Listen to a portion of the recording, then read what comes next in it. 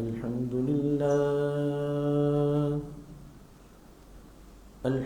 لله نحمده ونستعينه ونستغفره ونؤمن به ونتوكل عليه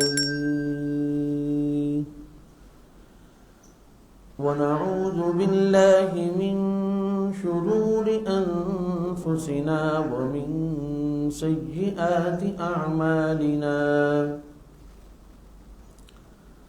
من يهده الله فلا مضل له ومن يضلل فلا هادي له ونشهد أن لا إله إلا الله وحده لا شريك له ونشهد أن سيدنا وحبيبنا وشفيعنا ومولانا محمدا عبده ورسوله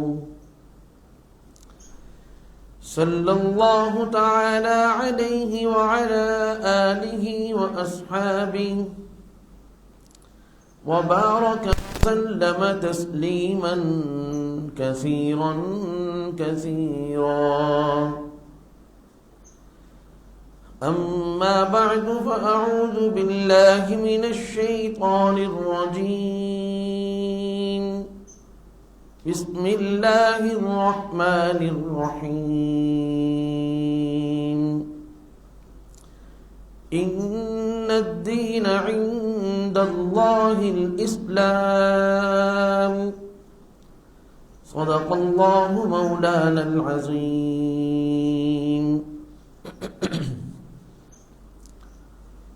میرے انتہائی واجب الاحترام بزرگان محترم برادران اسلام، السلام علیکم ورحمۃ اللہ تعالی وبرکاتہ۔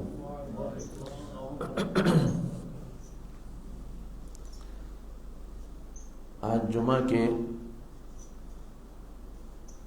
اس خطبہ اور بیان کے موقع پر اسلام کی ایک ایسی عظیم الشان شخصیت کا تذکرہ کرنا ہے، اگرچہ اس مختصر وقت میں اس شخصیت کا تذکرہ وہ ناممکن ہے، لیکن جس قدر اللہ تعالیٰ توفیق عطا فرمائیں گے انشاءاللہ اس پر بات ہوگی۔ اور وہ عظیم الشان شخصیت ہیں، عظیم المرتبہ اور جلیل القدر صحابی رسول،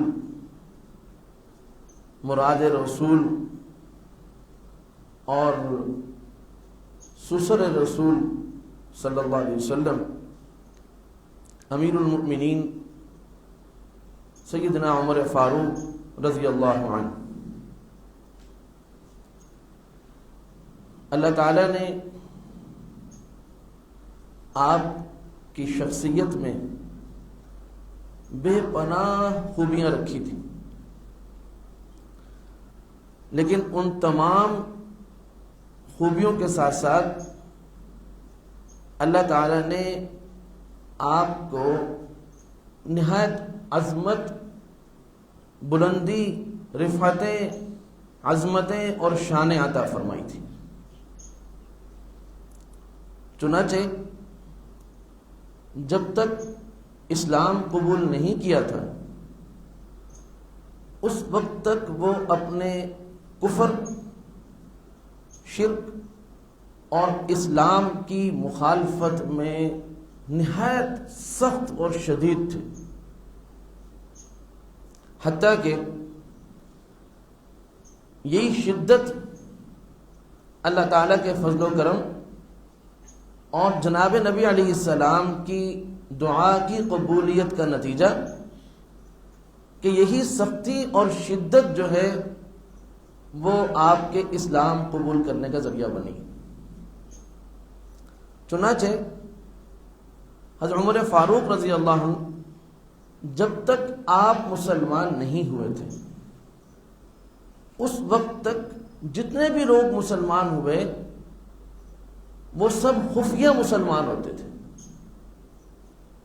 آپ علیہ السلام نو مسلمین کو، چاہے وہ مرد ہوں چاہے وہ عورتیں ہوں، آپ علیہ السلام ان کو کلمہ پڑھاتے، اسلام کے دائرے اور حلقے میں ان کو داخل فرماتے، لیکن ساتھ ہی ساتھ حالات کی سنگینی، سختی اور کفار و مشرکین کے ظلم و ستم کی وجہ سے جناب نبی علیہ السلام یہ نصیحت بھی فرماتے، پابندی لگاتے کہ بھئی تم نے اپنے اسلام کو مخفی رکھنا ہے، ظاہر نہیں کرنا. لیکن حضرت عمر فاروق رضی اللہ عنہ جناب نبی علیہ السلام نے اللہ تعالیٰ سے دعا مانگی کہ اے اللہ، اس وقت اس نوخیز اسلام اور اس ماحول کے اندر جہاں پر اسلام ایک نیا اس کا وجود ابھی بننے جا رہا ہے، اس اسلام کی دعوت پر اسلام کو قبول کرنے کا عمل، اور پھر اسلام کو قبول کرنے کے بعد اس اسلام کی مزید آگے لوگوں کو دعوت، اور حالت اسلام میں یہاں پر رہنا، یہ سب امر جو ہے، یہ سب کام نہایت مشکل ہے. اس لیے آپ علیہ السلام نے اللہ تعالیٰ سے دعا مانگی، اور دعا ایسے دو شخصوں کے بارے میں مانگی کہ جو دونوں ہی اسلام کے بارے میں نہایت سخت مزاج رکھتے تھے، سخت گیر معاملہ کرتے تھے، اور دونوں کا نام ہی عمر ہے. ایک حضرت عمر بن خطاب رضی اللہ عنہ، اور دوسرا عمر بن ہشام جو مشہور ہے ابو جہل کے نام سے. تو آپ علیہ السلام نے اللہ تعالیٰ سے دعا مانگی کہ اے اللہ، مجھے ان دو عمروں میں سے ایک عمر عطا فرما. چنانچہ اپنے اسلام کا اظہار کیا، اور بڑے شد و مت کے ساتھ کیا، اور فرمایا کہ اب کوئی بھی شخص مسلمانوں کو بیت اللہ میں آنے سے، مطاف میں آنے سے، حرم میں آنے سے جو ہے روک نہیں سکتا، کہ آج کے بعد بیت اللہ میں چھپ کر نماز پڑھنے کی ضرورت نہیں ہے، اب کسی کی ضرورت نہیں ہے. اور پھر اس کے بعد جتنے لوگ مسلمان ہوئے اور بیت اللہ میں اذان ہوتی رہی، اور اسلام جو ہے اس کے شاعر کا احترام ہوتا رہا، کھل کر اسلام کا اظہار ہوتا رہا مکہ مکرمہ میں، اس سے پہلے کسی کو یہ جرأت نہیں تھی، اور بعد میں کسی کو روکنے کی جرأت نہیں تھی. آپ رضی اللہ عنہ اسلام کے ظہور کا اور اسلام کی ظاہری فتح کا اللہ تعالیٰ نے آپ کو ذریعہ بنایا. اور اس کے بعد جب ہجرت کا موقع آیا تو جو عامت المسلمین تھے وہ ہجرت چھپ کر رہے تھے کہ کہیں جو ہے وہ ہمیں ہجرت سے روک نہ دیا جائے. اللہ تعالیٰ کی طرف سے حکم آیا کہ مکہ مکرمہ سے مدینہ طیبہ ہجرت کر جائیں، اس لیے کہ یہاں پر کفار نہ دین پر عمل کرنے دے رہے اور نہ دین کو آگے پھیلنے دے رہے. تو عامت المسلمین چھپ کر جو ہے وہ ہجرت کر رہے ہیں. لیکن حضرت عمر فاروق رضی اللہ عنہ، اللہ تعالیٰ نے آپ کو وہ جرأت اور وہ بہادری نصیب فرمائی تھی. آپ جب مکہ مکرمہ سے مدینہ طیبہ کے لیے روانہ ہونے لگے تو آپ نے ایک اعلان فرمایا. آپ نے فرمایا کہ میں مکہ سے مدینہ کی طرف ہجرت کر رہا ہوں، اللہ کے حکم سے ہجرت کر رہا ہوں. اگر کسی نے اپنی بیوی کو بیوہ بنانا ہو اور اپنے بچوں کو یتیم کرانا ہو تو وہ مجھے روک دے. یہ الفاظ ہیں. تو کوئی ان کے راہ میں جو ہے وہ رکاوٹ نہ بن سکا. اور اس کے بعد مدینہ طیبہ میں جب تمام مہاجرین، آپ صلی اللہ علیہ وسلم، تمام صحابہ اکرام یہاں پر رہائش پذیر ہو گئے، اس دوران جو اسلامی جنگیں ہوئی ہیں ان کی تعداد بہت زیادہ ہے. جن جنگوں میں، جن لڑائیوں میں جناب نبی علیہ السلام بنفس نفیس آپ نے قیادت فرمائی، آپ شریک بھی ہوئے اور آپ نے قیادت بھی فرمائی، ان کی تعداد تقریباً 27 ہے. اور وہ غزوات اور وہ لڑائیاں، جنگیں کفار کے ساتھ، مشرکین کے ساتھ، یہود کے ساتھ، نصارہ کے ساتھ، مجوسیوں کے ساتھ جو آپ کی جنگیں ہوئیں کہ جس میں آپ صلی اللہ علیہ وسلم نے کسی صحابی کو جو ہے وہ امارت سونپ دی اور خود آپ صلی اللہ علیہ وسلم اس میں شریک نہیں ہوئے، ان کی تعداد تقریباً 47 ہے. یہ 10 سال کا دورانیہ ہے. اور ان تمام تقریباً غزوات میں اور اکثر سرایا میں حضرت عمر فاروق رضی اللہ عنہ وہ اسلام کے غلبے کے لیے اور اسلام کے دفاع کے لیے اور اسلام کی شان و شوکت اور قوت کے لیے شریک رہے. حتیٰ کہ غزوہ احد یہ وہ جنگ ہے کہ جس میں پہلے مسلمانوں کو اللہ تعالیٰ نے فتح نصیب فرمائی اور پھر جو ہے ایک ایسا واقعہ ہوا کہ وہ فتح جو ہے وہ شکست میں بدل گئی.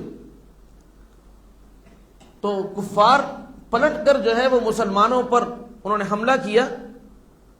تو وہ ایسی کیفیت تھی، ایسا ماحول تھا، ایسے حالات تھے کہ اس وقت مسلمان بھی سمجھ نہیں پائے اور اپنی جگہ چھوڑ کر منتشر ہو گئے. لیکن اس سخت گیر ماحول کے اندر اور ایسے نازک موڑ اور ایسی نازک صورتحال میں حضرت عمر فاروق رضی اللہ عنہ اپنی جگہ پر کھڑے رہے اور 1 انچ بھی اپنی جگہ سے آگے پیچھے نہیں ہوئے اور ڈٹ کر انہوں نے کفار کا مقابلہ کیا. آپ رضی اللہ عنہ رسول کریم صلی اللہ علیہ وسلم کے ان صحابہ اکرام میں سے ہیں جن کو کاتبین وحی کہا جاتا ہے. یعنی جب قرآن کریم نازل ہوتا تو آپ صلی اللہ علیہ وسلم مختلف صحابہ اکرام کو بلاتے تھے. ان کاتبین وحی میں سے کہ جو قرآن لکھتے تھے ایک شخصیت آپ رضی اللہ عنہ کی ہے، حضرت امیر معاویہ رضی اللہ عنہ، وہ بھی کاتبین وحی میں سے ہیں.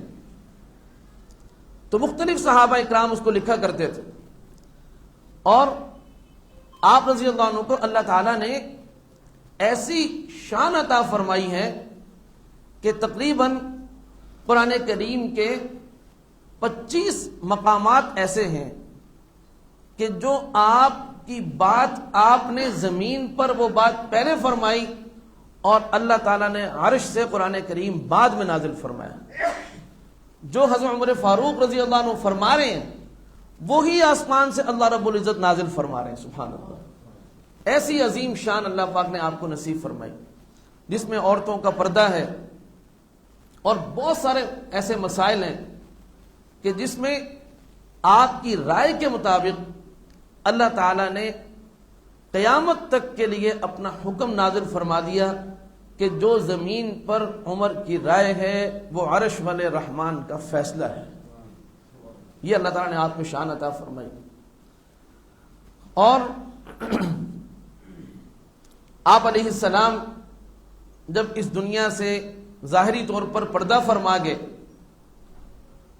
تو آپ کے پردہ فرما جانے کے بعد ماحول کو، حالات کو سنبھالنے میں حضرت عمر فاروق رضی اللہ عنہ کا جو کردار ہے وہ نہایت کلیدی ہے، نہایت اہمیت کا حامل ہے. اور حضرت بکر صدیق رضی اللہ عنہ کے خاص مشیر تھے تمام امور کے اندر. جیسے رسول کریم صلی اللہ علیہ وسلم کے زمانے میں آپ علیہ السلام کے ساتھ ساتھ رہے، پیش رہے، اسی طرح حضرت ابوبکر صدیق رضی اللہ عنہ کے زمانے کے اندر بھی وہ تمام معاملات کے اندر پیش رہے. اس پورے عرصے کے دوران ان کی ایک خصوصیات بہت ساری ہیں. ایک خصوصیت جو بہت معروف ہے اس کا میں نے ذکر کرنا ہے، وہ یہ کہ جیسے اسلام سے پہلے آپ کے مزاج میں سختی تھی، وہ اسلام کے خلاف تھی اور کفار کے حق میں تھی.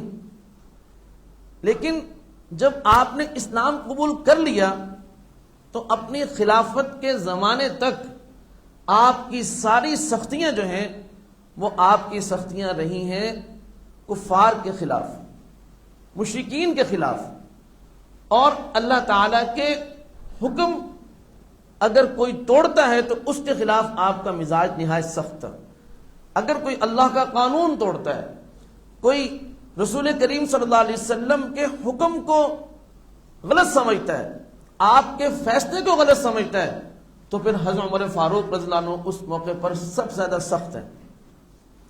لیکن جب آپ کو خلافت ملی تو آپ نے جو خطبہ ارشاد فرمایا، اس خطبے کے اندر آپ نے فرمایا کہ پہلے میں تمہارے ساتھ سخت معاملہ کرتا تھا، لیکن وہ سخت معاملہ میں اللہ تعالیٰ کے قانون کی وجہ سے کرتا تھا اور تمہاری بھلائی کے لیے کرتا تھا، اسلام کی شان و شوکت اور اسلام کے غلبے اور اسلام کی حمیت اور اس کی عظمت کے لیے کرتا تھا۔ لیکن اب جب کہ تمہارے مزاجوں کے اندر، تمہارے معاملات کے اندر وہ دین جو ہے وہ قائم ہو چکا ہے، اب میرا جو تمہارے ساتھ معاملہ ہوگا وہ نرمی والا ہوگا۔ میری سختی صرف اسی شخص کے لیے ہوگی کہ جو اللہ تعالیٰ کے قانون کو، قرآن و حدیث کے قانون کو قبول نہیں کرے گا، اس کے خلاف میں سخت ہوں، اور باقی میرا سب کے ساتھ جو معاملہ ہے وہ آئندہ نرمی والا ہوگا۔ اور خلافت سنبھالتے ہی حضرت عمر فاروق رضی اللہ عنہ وہ شخصیت ہیں کہ جن کو اللہ تعالیٰ نے پوری دنیا میں اسلام کے پھیلاؤ کا ذریعہ بنایا۔ آپ صلی اللہ علیہ وسلم کی حیات طیبہ میں مدینہ طیبہ، مکہ المکرمہ اور اس کے مضافات میں اسلام پھیلا، اور حضرت بکر صدیق رضی اللہ عنہ کے زمانے میں اس آپ صلی اللہ علیہ وسلم کے بنائی ہوئی اسلامی ریاست اور سلطنت کو جو عدل کی بنیاد پر تھی، فلاح کی بنیاد پر تھی، اس کو استحکام دیا گیا، اس کو مضبوط کیا گیا۔ لیکن حضرت عمر فاروق رضی اللہ عنہ کو جو زمانہ ہے اس کے اندر اللہ تعالیٰ نے اسلام کو ایسا عظیم الشان ظاہری طور پر، باطنی طور پر ہر لحاظ سے غلبہ بھی نصیب فرمایا اور اس کو پھیلاؤ بھی نصیب فرمایا۔ چنانچہ 22 لاکھ مربع میل پر اسلام پھیل گیا، 22 لاکھ مربع میل پر، اور تقریباً آپ کے دور خلافت کے اندر 3600 سے زائد شہر جو ہیں وہ فتح ہوئے، 3600 سے زائد شہر فتح ہوئے۔ اور آپ نے اپنے دور کے اندر، آپ سن کر حیران ہوں گے، آپ نے اپنے دور کے اندر اسلام کے پھیل جانے کی وجہ سے کہ نمازیوں کی تعداد اتنی ہو گئی تھی، 5000 مساجد تعمیر کروائی ہیں، 5000 مساجد صرف 11 سال کا دور ہے، اور اس 11 سال کے دور کے اندر اسلام 22 لاکھ مربع میل پر پھیل رہا ہے۔ نئے تقریباً 3600 شہر جو ہیں وہ اسلام کی حدود 4 کے اندر داخل ہو رہے ہیں، جہاں اسلام کا جھنڈا لہرا رہا ہے، اور مسلمانوں کی تعداد اتنی ہو گئی ہے کہ 5000 نئی مساجد تعمیر کی گئی۔ اور اگر آپ پڑھیں، میں آپ کو دعوت دیتا ہوں کہ آپ اسلام کی اس عظیم الشان جو شخصیت ہے، صرف اگر آپ اس کو پڑھ لیں تو پوری تاریخ اسلام میں ایسی شخصیت آپ کو نہیں ملے گی کہ ایسے ایسے کام آپ نے فرمائے ہیں کہ آج تک دنیا میں کوئی حکومت، کوئی شخصیت، کوئی بہت بڑا ملک اور بہت بڑی کوئی پارلیمنٹ مل کر بھی ان کاموں میں سے 10 کام بھی نہیں کر سکتی، اور آپ نے سینکڑوں ایسے کام فرمائے۔ اسلام کو آپ کے دور کے اندر ایسی فتح نصیب ہوئی اور ایسی خوشحالی نصیب ہوئی، اتنا امن نصیب ہوا کہ میں آپ کو چند باتیں صرف عرض کروں گا تو آپ حیران ہو جائیں گے۔ آج ہمارا سب سے بڑا مسئلہ کیا ہے؟ آج ہم مسلمان ہیں اور اسلام کے نام کی حکومتیں بھی موجود ہیں، لیکن اگر آپ نے دیکھنا ہے کہ نام تو اسلام کا ہے، نام تو اسلامی قانون کا ہے، نام تو اسلامی ملک کا ہے، کیا یہاں پر اسلام ہے بھی صحیح کہ نہیں؟ تو یہ 2-3 باتیں ایسی ہیں جس کو آپ دیکھ لیں، اگر وہ چیزیں موجود ہیں تو اسلام موجود ہے، اگر وہ چیزیں موجود نہیں ہیں تو پھر اسلام کا صرف نام موجود ہے۔ مثال کے طور پر اسلامی نظام جہاں پر آتا ہے وہاں پر ہر شخص کے ساتھ انصاف ہوگا، وہاں سرمایہ کی بنیاد پر فیصلے نہیں ہوں گے، مالداری کی بنیاد پر فیصلے نہیں ہوں گے، حسب و نسب کی بنیاد پر فیصلے نہیں ہوں گے، خاندان کے بڑے چھوٹے ہونے کی بنیاد پر فیصلے نہیں ہوں گے، وہاں حتیٰ کہ دل تھام کر سنیے میری بات کہ اسلام اور کفر کی بنیاد پر بھی فیصلے نہیں ہوں گے، مذہب کی بنیاد پر فیصلے نہیں ہوں گے، وہاں پر فیصلے ہوں گے انصاف کی بنیاد پر کہ حق کس کا ہے۔ اگرچہ وہ حق فیصلہ کافر کے حق میں آ رہا ہو تو آپ رضی اللہ عنہ کے زمانے کے اندر اور آپ کے بنائے ہوئے سسٹم کے تحت انصاف اور عدل کا فیصلے ہوتے تھے، اور اس کے علاوہ کبھی بھی عدل کے خلاف ظلم کا فیصلہ آپ کو نہیں ملے گا۔ آج آپ بتا دیں کہ کیا دنیا میں اس طرح کا سسٹم موجود ہے کہ جہاں اس قدر عدل ہو، اس قدر انصاف ہو، اور اسلام کے پھیلاؤ کا ذریعہ؟ عام طور پر لوگ یہ سمجھتے ہیں کہ آپ رضی اللہ عنہ چونکہ مزاج کے سخت تھے، آپ کوڑے کا اور تلوار کا استعمال کرتے تھے، اس وجہ سے اسلام پھیلا ہے۔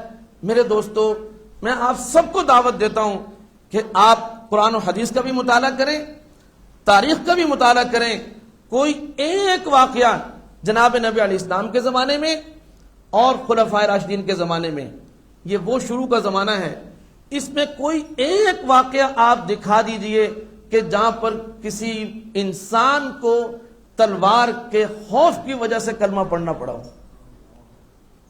اسلام تلوار سے نہیں پھیلا، اسلام رویوں سے پھیلا ہے، اسلام اعلیٰ کردار سے پھیلا ہے، اسلام اپنی سچائی کی بنیاد پر پھیلا ہے، اسلام اپنے حق ہونے کی بنیاد پر پھیلا ہے، اسلام انصاف اور عدل کی وجہ سے پھیلا ہے، اسلام محبت اور پیار کی وجہ سے پھیلا ہے۔ میں کہتا ہوں آپ پوری دنیا کا جائزہ نہیں لے سکتے، ہم صرف اپنے خطے کا جائزہ لے لیں کہ ہمارے خطے میں بر صغیر، پاک و ہند، بنگلہ دیش، افغانستان، کشمیر، اس خطے میں اسلام کیسے آیا، یہاں کون سی تلواریں چلی؟ حضرت عمر فاروق رضی اللہ عنہ جو پہلا خطبہ ارشاد فرمایا تھا، اس کے اندر آپ نے یہ بات فرمائی تھی کہ میں سب کے حق میں نرم ہوں، سب کے حق میں نہایت محبت کرنے والا ہوں، اگر میں سخت ہوں تو صرف ظالم کے خلاف، جو کسی دوسرے انسان کے ساتھ زیادتی کرے گا میں اس کے خلاف ہوں، بس اور کسی کے خلاف نہیں۔ آپ بتائیں اگر عدل کی بنیاد پر، انصاف کی بنیاد پر ہر ظالم کا ہاتھ پکڑا جائے اور اس کو سزا دی جائے تو دنیا میں امن ہوگا یا نہیں ہوگا؟ آج آپ مجھے بتائیں 3 چیزیں ایسی ہیں، 3 چیزیں، اگر ان 3 چیزوں کے لیے 3 اسلامی قانون ان پر عمل کر لیا جائے تو آج بھی پوری دنیا کے اندر امن آ سکتا ہے۔ لمبی چوڑی باتیں نہیں ہیں، 3 چیزوں کی میں نے بات کی۔ نمبر 1، آج ہم کہتے ہیں کہ جی نہ جان محفوظ ہے، نہ مال محفوظ ہے، نہ عزت محفوظ ہے، ایسے ہی کہتے نہیں؟ تھوڑا میرا ساتھ دیں گے کہ جان، مال، عزت۔ اب آپ خود بتائیں کہ اسلام کا قانون ہے کہ اگر کوئی کسی کو قتل کرتا ہے تو قصاص کے طور پر اس کو بھی قتل کیا جائے گا۔ کیا آج اس قانون پر عمل درآمد ہے؟ اگر آج ہمارے گلی محلوں میں، ہمارے شہروں میں، آپ یقین کریں، میں فیس بک تھوڑی بہت دیکھتا تھا، کئی مرتبہ میں نے اس کو ختم کیا اس بنیاد پر کہ لوگوں کی جو کٹی ہوئی لاشیں ہیں وہ ہم نہیں دیکھ سکتے۔ دور کی بات نہیں کر رہا، اپنے پاکستان کی بات کر رہا ہوں۔ اتنے قتل ہو رہے ہیں پاکستان میں، کیوں ہو رہے ہیں؟ اگر آپ خود بتائیں، قرآن کہتا ہے کہ اگر تم قصاص کے قانون پر عمل کرو تو امن آ جائے. کیا اس قانون پر عمل درآمد ہے؟ نہیں. اب کہتے کیا ہے؟ اسلام بڑا سخت ہے، اسلام ایک انسان کو قتل کا حکم دیتا ہے. بھائی ایک انسان کو نہیں، ایک قاتل انسان کو. بات پوری کریں، بات ادھوری کیوں کرتے ہیں؟ کفار یہ کہتے ہیں کہ جی اسلام بڑا سخت ہے. بھائی اسلام سخت ہے ظالموں کے حق میں، اسلام پرامن لوگوں کو جینے کا حق دینا چاہتا ہے. اگر آج ہم یہ چاہتے ہیں کہ ہمارے معاشرے سے قتل نام کی چیز ختم ہو جائے تو طریقہ یہی ہے کہ جو بھی قاتل ہو اس کو سر عام لٹکا دیا جائے. یہ میری بات نہیں ہے، یہ کوئی سختی کی بات نہیں ہے. عجیب بات ہے، اسلام اور کفر میں فرق یہی ہے. اسلام کے نظام اور کفر کے نظام میں فرق یہ ہے. توجہ ہے جی؟ اسلام اور کفر کے نظام میں فرق کیا ہے؟ اسلام ظالموں کے خلاف میں سخت ہے اور کفر جو ہے وہ ظالموں کے حق میں نرم ہے. یہ فرق. کہتے ہیں اسلام سخت ہے. بھائی اسلام سخت ہے شرابیوں کے حق میں. آج کہتے ہیں عزتیں محفوظ نہیں. اب اسلام یہ کہتے ہیں کہ اگر شادی شدہ کوئی لڑکا یا لڑکی جو ہے وہ زنا کرے تو اس کے لیے رجم ہے، اس کے لیے سنسار ہے، اس کو قتل کیا جائے گا. اب جس معاشرے میں زنا کے اوپر قتل ہوگا، آپ یہ بتائیں کہ اس معاشرے میں نکاح عام ہوگا یا نہیں ہوگا؟ اس معاشرے میں زنا پھیلے گا. پھر آج ہمارے معاشرے کے اندر، مجھے کہنے کی ضرورت نہیں ہے، آپ میرے سے زیادہ معاشرے کے اندر رہتے ہیں، میرے زیادہ مارکیٹ کے اندر رہتے ہیں. آپ یہ بتائیں کہ حیا موجود ہے یا حیا کا جنازہ نکل چکا ہے؟ کیا وجہ ہے؟ اگر جان کی حفاظت چاہیے تو بھی اسلام پر عمل کرنا پڑے گا. عزتوں کی حفاظت چاہیے تب بھی اسلام کا قانون نافذ کرنا پڑے گا. کہتے نہیں مال محفوظ نہیں ہے. آج چوری ڈکیتی کوئی شخص محفوظ نہیں ہے، کسی شخص کا مال محفوظ نہیں ہے. اور ملک کون سا ہے؟ میں اب صرف اپنے ملک کی بات نہیں کر رہا، میں بہت سارے ملکوں کی بات کرنا چاہتا ہوں جہاں نام تو اسلام کا ہے، جہاں بظاہر مذہب اسلام ہے، لیکن اسلام کی دور نہ جائیے، اسلام کے بنیادی قوانین پر ہی وہاں پر عمل نہیں ہے کہ لوگوں کی نہ جان محفوظ ہے، نہ مال محفوظ ہے، نہ عزت محفوظ ہے. اب اگر چور اور ڈکیت کے ہاتھ ایک مرتبہ معاشرے کے اندر 2-4 ہاتھ کٹے لوگ گھوم پھر رہے ہوں تو کسی کو جرأت ہوگی کہ وہ کسی کا مال چوری کرے؟ پھر وہ حالات آئیں گے جو ہم اپنے بچپن میں سنا کرتے تھے. ہمارے جو بزرگ تشریف فرمائے انہوں نے تو دیکھے بھی ہوں گے کہ اگر رات کو گھر کا دروازہ کھلا بھی رہ جائے تب بھی کسی کو جرأت نہیں تھی کہ گھر کے اندر چوری کر سکے. اور آج آپ کے سیکورٹی کیمرے ناکام ہیں، آپ کے سیکورٹی جو لوگ ہیں جو حفاظت پر مامور ہیں، تنخواہ لیتے ہیں، وہ ناکام ہو چکے ہیں. اس لیے یاد رکھنے کی بات ہے، اسلام سبحان اللہ فرما دیں، اسلام 2 طرح سے دنیا کو جنت بناتا ہے. آپ حیران ہوں گے، آج ہم کہتے ہیں جی دنیا تو جہنم ہے. بھائی ایسا نہیں ہے. آپ کو میں حیران کن بات بتاتا ہوں. حضرت عمر فاروق رضی اللہ عنہ کے زمانے کے اندر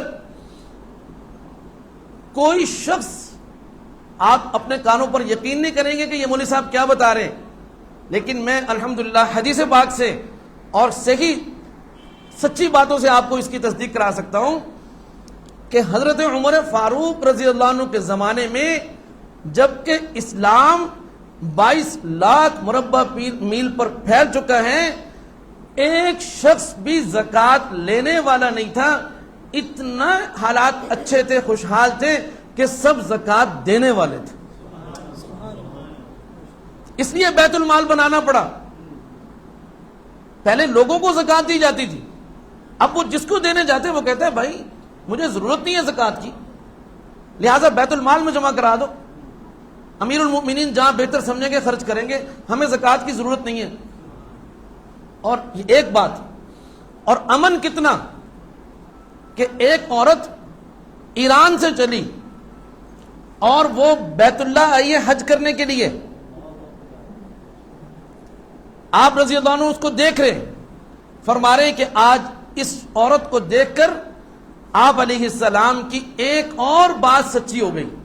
آپ کی ہر بات ہی سچی تھی اور ان کو یقین تھا کہ یہ ہوگا, لیکن اپنی آنکھوں سے اللہ نے دکھا دیا کہ آپ علیہ السلام نے فرمایا تھا کہ اسلام کا جب پھیلاؤ ہوگا, اسلام دنیا میں جب عام ہوگا تو اتنا دنیا کے اندر امن ہو جائے گا.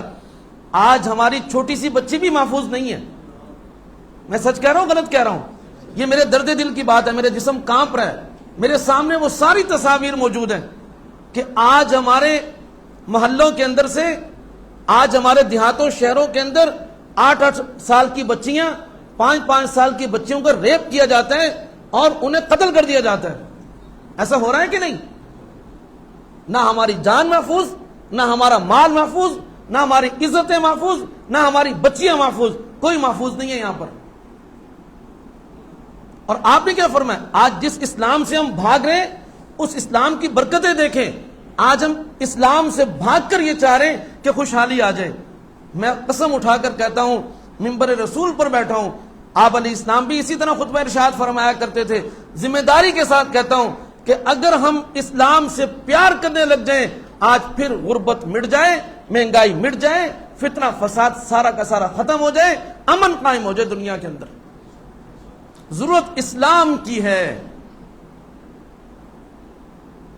ضرورت اسلام کی ہے میرے دوستو. آپ خود بتائیں کہ وہ عورت جس کو حضرت عمر فاروق رضی اللہ عنہ دیکھ رہے ہیں, اس عورت کو بلایا. وہ عورت سر سے لے کے پاؤں تک جو ہے وہ سونے سے لدی ہوئی اور ایران سے اکیلی آئی ہے. آپ نے فرمایا کہ مجھے آپ علیہ السلام نے یہ بات ہمیں بتائی تھی کہ اتنا امن آ جائے گا کہ ایک عورت فارس سے چلے گی, مکہ پہنچے گی, اور ایران فارس سے لے کر مکہ مکرمہ تک, عرب کے ان صحراؤں تک کوئی شخص اس کو میلی آنکھ سے دیکھنے والا نہیں ہوگا. اس کے سونے کو کیا دیکھنا, اس کے حسن کو کیا دیکھ, کوئی کسی کو نہیں دیکھ رہا. دو باتیں مولوی صاحب, آخری بات, دو باتیں عرض کر کے بات ختم کرتا ہوں. اسلام نے دنیا کو کیسے جنت نظیر بنایا. دنیا بہت اللہ نے اچھی ہمیں دی ہے. کیا اللہ نے ہمیں گندی دنیا دی ہے, بگڑی ہوئی دنیا دی ہے؟ آسمان کتنا اچھا دیا, زمین کتنی اچھی دی, سورج, چاند, ستارے, اور جناب دنیا کی زمین, یہاں پہ شجر و حجر, نہر, دریا اور ماں باپ, کتنا کیا کیا چیز میں عرض کروں. قرآن کریم نے ساری چیزیں بیان فرمائی ہیں. موقع نہیں ہے کہ اس کو میں عرض کر سکوں, میرے اندر ہمت نہیں کہ مختصر وقت میں عرض کروں. سب کچھ دیا, لیکن انسانوں کے ظلم نے اور انسانوں کی اللہ سے دوری نے آج اس زمین پر لوگوں کو مجبور کر دیا کہ آپ یقین کریں, کبھی سوچا تھا کہ مسلمان بھی خودکشی کرے گا؟ آج ہمارے معاشرے کے نوجوان لڑکے حالات سے تنگ آ کر خودکشیاں کر رہے ہیں. کافر نہیں, مسلمانوں کے بچے, مسلمانوں کے بھائی. کیوں بھائی؟ دو باتیں ہیں, اگر یقین کریں کہ اگر ہم ان کو اختیار کر لیں آج بھی اس ہماری دنیا جنت نظیر بن سکتی ہے. وہ دو باتیں کون سی؟ نمبر 1 یاد رکھنے کی بات ہے, اگر دل میں اسلام نہیں ہے, دوبارہ عرض کر رہا ہوں, آخری منٹ ہے میرا, اگر دل میں اسلام نہیں ہے, باہر آپ جتنے سیکورٹی کیمرے, میں کہتا ہوں گھر پر, کار پر, دکان پر آپ نے ہر جگہ لگا دیے, گاڑیوں پر ٹریکر لگ گئے, کیا گاڑیاں چوری ہونے سے بچ گئی؟ کیا گھروں میں چوریاں ہونے سے بچ گئی؟ کیا ڈکیتیاں ختم ہو گئی؟ کبھی اتنے گارڈ تھے, کبھی اتنی پولیس تھی, کبھی اتنے ایلٹ فورس تھے, کبھی اتنے ٹریکر تھے. آج سب کچھ ہے. جب دل میں اللہ کا خوف نہیں ہے تو پھر کوئی چوری سے نہیں بچ سکتا. پھر جب اللہ کا خوف دلوں کے اندر آئے گا, پھر کوئی بھی نہ دیکھ رہا ہو, آدمی تنہا کمرے میں ہو. آپ نے واقعات سنے ہوں گے کہ عورت مرد کو دعوت دے رہی ہے کہ یہاں کوئی نہیں دیکھ رہا, میں تمہیں گناہ کی دعوت دیتی ہوں. وہ کہہ رہے تجھے کس نے کہا کہ کوئی نہیں دیکھ رہا؟ میرا اللہ دیکھ رہا ہے.